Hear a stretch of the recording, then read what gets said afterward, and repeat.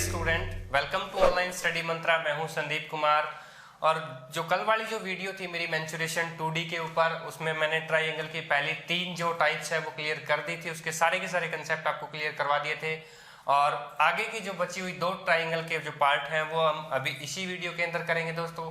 अगर आपने पिछली वीडियो नहीं देखी है तो ऊपर आई बटन पे लिंक दिया हुआ है मैंने, वहां से आप देख सकते हो। तो स्टार्ट करते हैं हमारा जो अगला पार्ट है वो। तो दोस्तों अगला पार्ट है हमारा राइट एंगल ट्राइंगल यानी कि समकोण त्रिभुज। तो आइए दोस्तों राइट एंगल ट्राइंगल के बारे में कुछ अमेजिंग कंसेप्ट के बारे में बात करते हैं। तो सबसे पहले मैं आपको बता दूं कि राइट एंगल ट्राइंगल यानी कि समकोण त्रिभुज जिसका एक जो एंगल है वो 90 डिग्री होता है दोस्तों। और जो राइट एंगल ट्राइंगल ये भी 2 तरह की होती है, एक आइसोसेल राइट एंगल ट्राइंगल और एक ये सिंपल राइट एंगल ट्राइंगल। जैसा कि मैंने आपको मेरी पहली वीडियो के अंदर बताया था कि जो राइट एंगल ट्राइंगल है, अगर आप रेक्टेंगल को हाफ काट दो तो वो राइट एंगल ट्राइंगल बन जाती है। जैसे कि दोस्तों आपको यहाँ पर नजर आ रहा है, मैंने इसको पूरा कर दिया है, एक रेक्टेंगल बन गया है जिसकी एक ब्रेथ और एक विड्थ है यानी कि लंबाई और एक चौड़ाई है। उसको काटने के बाद मैंने यहाँ पर एक विकर्ण ड्रॉ किया है और इसको डॉटेड किया है मैंने। अगर मैं इसको हटा दूं तो आपके पास यहाँ पे जो फिगर बचेगी वो कौन सी बचेगी? Right angle triangle. तो उसी के बारे में आइए चर्चा करते हैं दोस्तों। तो ये जो पार्ट है नीचे वाला, इसको हम क्या बोलेंगे दोस्तों? बेस यानी कि आधार।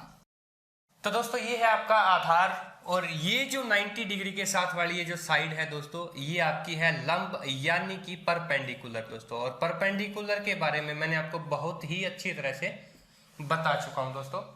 और ये जो सबसे लंबी साइड है दोस्तों राइट एंगल ट्राइंगल की, उसको हम बोलते हैं हाइपोटेनियस। क्या होती है दोस्तों?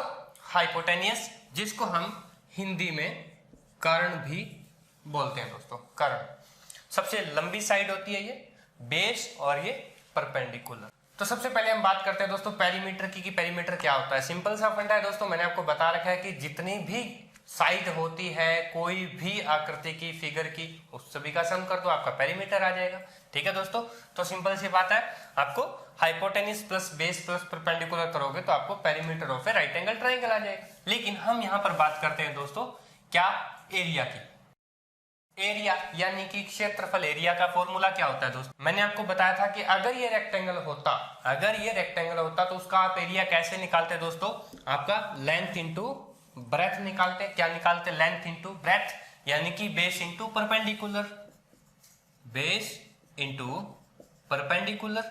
और लेकिन मैंने आपको बताया था कि अगर आपने एक विकर्ण ड्रॉ कर दिया है बीच में से, जिसको हाइपोटेनियस यहाँ पर बोल रहे हैं, वो 2 साइड में मतलब 2 बराबर बराबर भागों में इस फिगर को डिवाइड कर रहा है। तो मतलब क्या हुआ इसका कि हाफ एरिया ऊपर चला गया जो कि नेग्लेक्ट हो गया। लेकिन हमारे पास जो एरिया है राइट एंगल ट्राइंगल के तीनों साइड्स के बीच के अंदर, तो वो आधा है। आधा है तो मतलब इसको हाफ से मल्टीप्लाई कर दो, आपका एरिया का फॉर्मूला बन गया। सिंपल सी बात थी। कैसे? एरिया है वो half into base into perpendicular यानी कि आधार गुणा ऊंचाई गुणा हाफ, या आधार ऊंचाई को मल्टीप्लाई करके आप उसका हाफ कर दो, आपका एरिया का फॉर्मूला आ जाएगा दोस्तों। अच्छा, अब कई बार क्या होता है दोस्तों, आपसे पूछ लिया जाता है, बेस पूछ लिया जाता है, 2 साइड दी रहती है, लंब पूछ लिया जाता है, ये 2 साइड रहती है, हाइपोटेनियस पूछ लिया जाता है, ये 2 साइड रहती है। तो कई मतलब क्या होता है, तीनों साइड में से आपको एक साइड पूछ ली जाती है, तो उसका फॉर्मूला क्या होता है?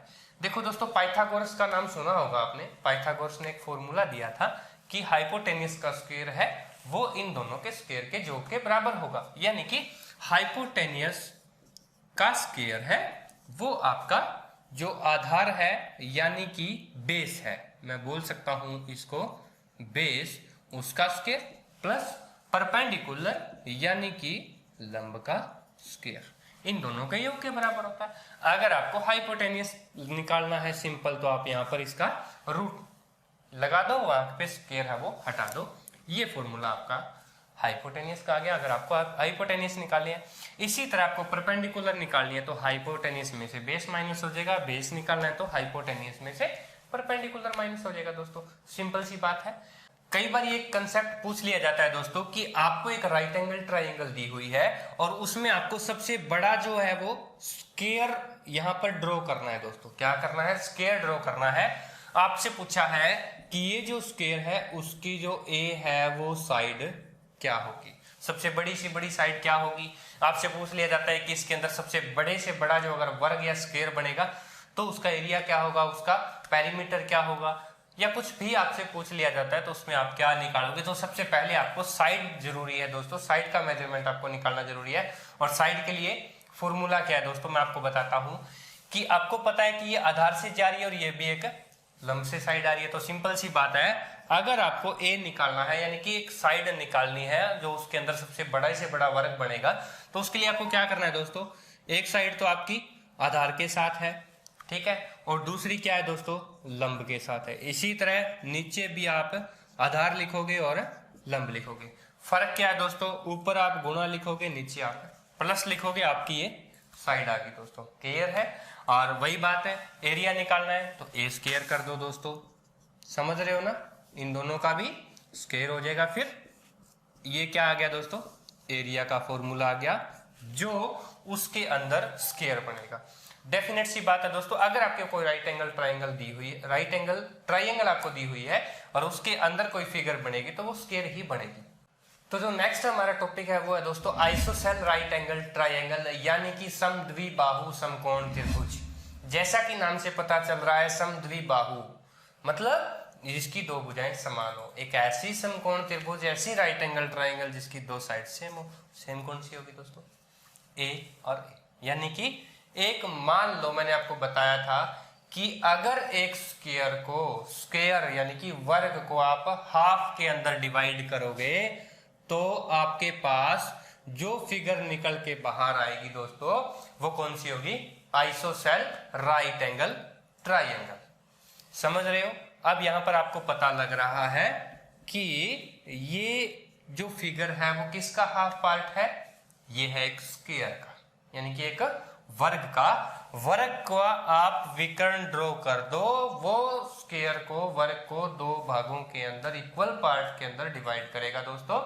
इसलिए अगर इस फिगर का आपको एरिया ड्रॉ करना हो तो सबसे पहले आपको क्या करना पड़ेगा, आपको पता है कि जो स्क्वायर है, स्क्वायर यानी कि वर्ग है, उसका एरिया क्या होता है, भुजा की स्क्वायर। अगर आपको भुजा ए दे रखी है तो ए का स्क्वायर हो गया। क्लियर है।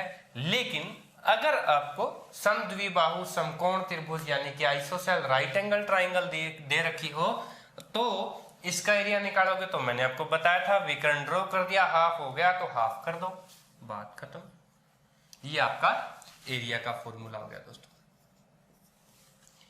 अब हम आते हैं पेरीमीटर के ऊपर। पेरीमीटर तो सिंपल सी बात है, 2a plus B, 2a plus B. तो दोस्तों अब जैसे कि मैंने आपको बताया था कि अगर आपको साइड ए दे रखी हो, आपको बी निकालना है, यानी कि विकर्ण निकालना है, विकर्ण निकालना है समकोण त्रिभुज के अंदर, और वो भी कौन सी, समद्विबाहु समकोण त्रिभुज के अंदर। अगर विकर्ण निकालना है तो आपको क्या करना दोस्तों, √2 से मल्टीप्लाई कर दो दोस्तों उस भुजा को, आपका विकर्ण निकल के बाहर आ जाएगा।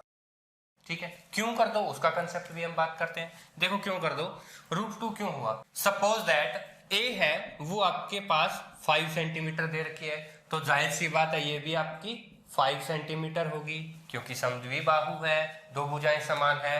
अब आपको ये बी है वो फाइंड आउट करनी है दोस्तों, हाइपोटेनियस फाइंड आउट करना है।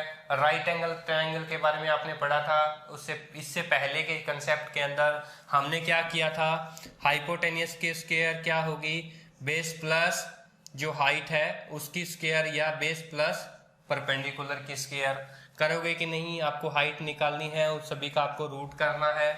बी स्क्वायर यानी कि 5 का 25 हो जाएगा, और फिर 25 यानी कि ये हो जाएगा दोस्तों √50।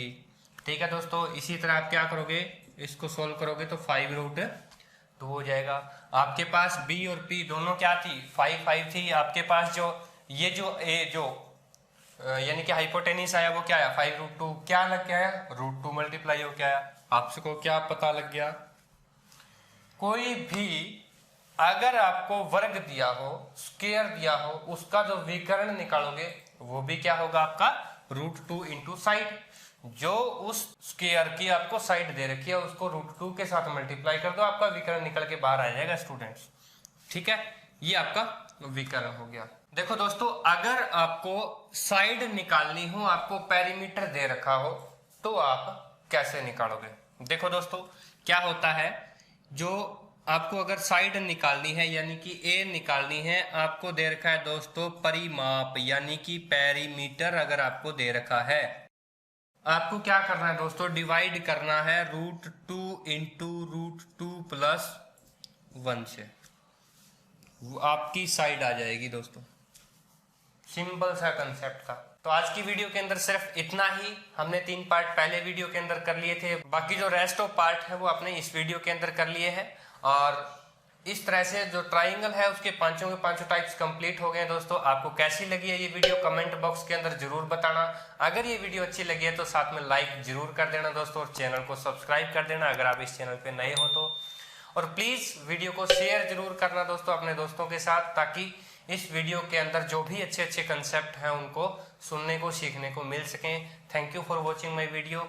जय हिंद जय भारत। ऑनलाइन स्टडी मंत्रा के अंदर फिर से हम आपके सामने एक नए कंसेप्ट को लेकर आएंगे। हमारी जो नेक्स्ट वीडियो है वो होगी दोस्तों स्क्वायर और रेक्टेंगल और क्यूब और क्यूबॉइड। उसके बेस के ऊपर हम 2D के बाद मेंसुरेशन 3D के ऊपर भी काफी सारी वीडियो जो है वो आपके सामने लेकर आएंगे। तो बने रहिए हमारे चैनल के साथ, ऑनलाइन स्टडी मंत्रा के साथ। आई थिंक आपको बहुत ही बेहतर लग रहा होगा हमारे साथ एक स्टडी करते हुए। और लॉकडाउन का जैसे कि आपको पता है लॉकडाउन का टाइम है, लॉकडाउन के टाइम में आपको भरपूर इस चीजों का मोटिवेशन भी मिलना चाहिए, और आपको पूरा फुल फ्री टाइम है घर के ऊपर बैठ के पढ़ने का। Please keep support us. Thank you for visiting my channel.